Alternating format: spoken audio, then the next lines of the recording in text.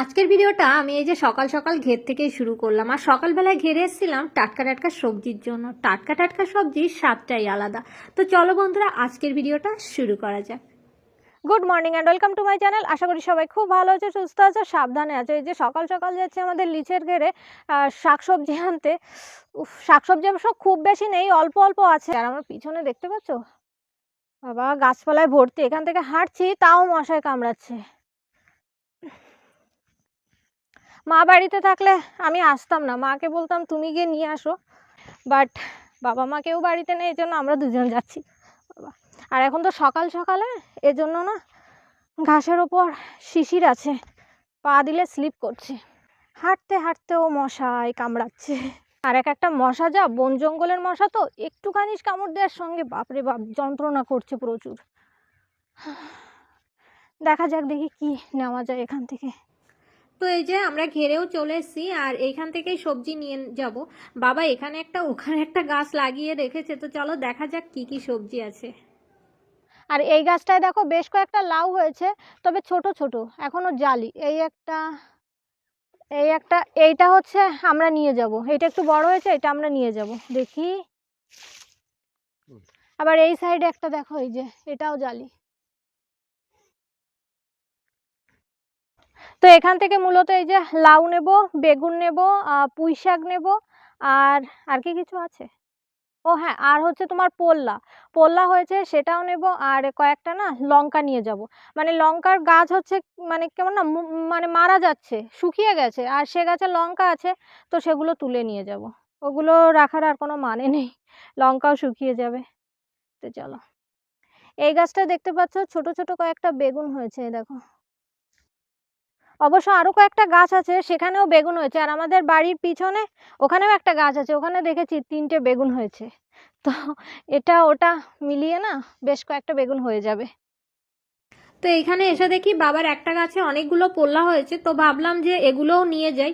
আর ওই সাইডে হ্যাঁ কাকিমাকে দেখতে পাচ্ছ, এই কাকিমা ওই পাশের থেকে পোল্লাগুলো কেটে দিচ্ছে, আর আমি এই সাইড দিয়ে কাটবো। একটা দুটো গাছ লাগানো, তো সেসব গাছেও কিন্তু বেশ ভালো ফল হয়েছে। তো এখানে এসে দেখি ঘেরের সাইডে কয়েকটা কচু গাছ হয়েছে, আর সেখানে না অনেকগুলো ফুল হয়েছে। তো কচুর ফুলের টক খেতে আমার ভীষণ ভালো লাগে, তো ওগুলোও আমি নিয়ে যাব।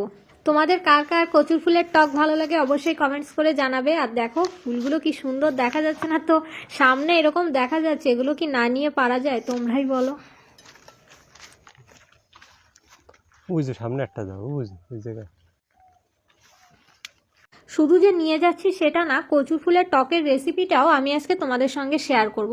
আমাদের বাড়িতে বাবা এসব খেতে ভীষণ পছন্দ করে, আর আমার ঠাকুমা, তারপরে বড় পিসি, ওরাও কিন্তু প্রায় এইসবই খেত।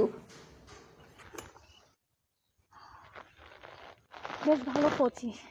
সবজি যা যা নেবো আমাদের প্রায় সমস্ত কিছুই নেওয়া হয়ে গেছে, আর লাস্টে লাউটা কাটলাম, সেটাও তো দেখলে। আর এখান থেকে আমি কিছু পুঁই শাক নেবো। জানো তো একটা জিনিস তোমাদের সঙ্গে একটু শেয়ার করি। পুঁই শাক আমাদের এখানে দেখতে পাচ্ছ একটু চিকুন চিকুন হয়েছে। আমার কাছে না এই চিকুন পুঁই শাক খেতে বেশি ভালো লাগে। তো মোটা যে পুঁই শাকগুলো হয় ওগুলো আমার কাছে খুব একটা বেশি ভালো লাগে না। মানে ভালো লাগে, পুঁই শাক তো একটা ভালো লাগার মতো জিনিস, ভালো লাগে, তবে চিকুন পুঁই শাক খেতে আমার বেশি ভালো লাগে। সবাই আমাকে একরকম পাগলই বলে, সবাই বলে মোটাগুলো খেতে বেশি ভালো লাগে। কিন্তু তোমরাই বলো তো, সবার টেস্ট কি একরকম হয়? একদমই না। তো যে যে সবজিগুলো এই যে আমরা ঘের থেকে নিয়েছি, তো সেগুলো এখন ব্যাগে ভরে নিচ্ছি। যে সবজিগুলো আমরা ঘের থেকে নিয়েছি এর ভিতরে কিন্তু দুটো জিনিস খেতে আমার বেশি ভালো লাগে, এক হচ্ছে কচুর ফুলের টক, আর দুই হচ্ছে পুঁই শাক। তো যাই হোক, কলার মোচা খেতেও কিন্তু আমার খুব ভালো লাগে। বাড়ির থেকে যখন ঘেরে যাচ্ছিলাম তখন ভেবেছিলাম কয়েকটা কলার মোচা নিয়ে আসবো। আমাদের গাছে বেশ কয়েকটা কলার মোচা হয়েছে, কিন্তু না ঘেরে গিয়ে আমার আর একদমই মনে ছিল না।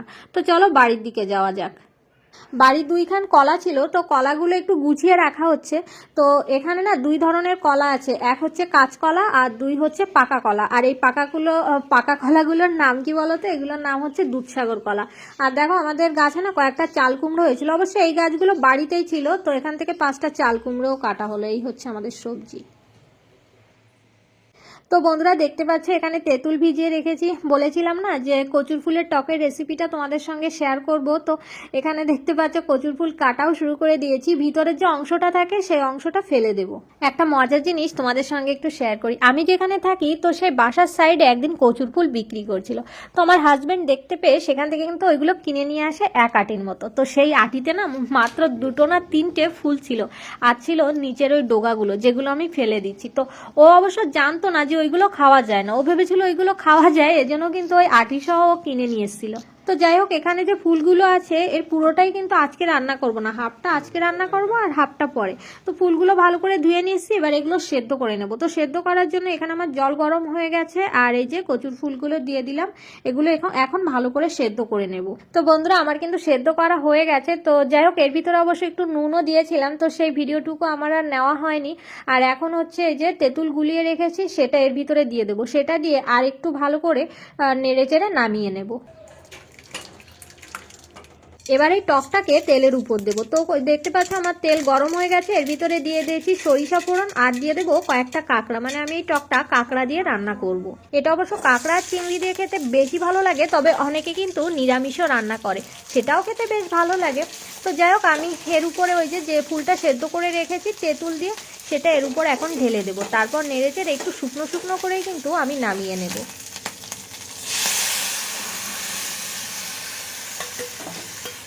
এখন দিয়ে দেবো এর ভিতরে পরিমাণ মতো নুন আর হলুদ। নুনটা অবশ্যই একটু বুঝে শুনেই দিতে হবে, কারণ সেদ্ধ করার সময়ও কিন্তু আমি একবার নুন দিয়েছিলাম। তো যাই হোক, অনেকে কিন্তু এরকম ঝোলঝোল অবস্থাতেই নামিয়ে খায়, তবে আমি এই যে শুকনো করে নামিয়ে নিলাম। দেখো কি সুন্দর দেখতে লাগছে না, আর খেতে কিন্তু ভীষণ ভালো হয়েছিল। তো বন্ধুরা আজকের ভিডিওটা এই পর্যন্তই, দেখা হচ্ছে নেক্সট একটা ভিডিওর সঙ্গে। সবাই খুব ভালো থেকো, বাই বাই।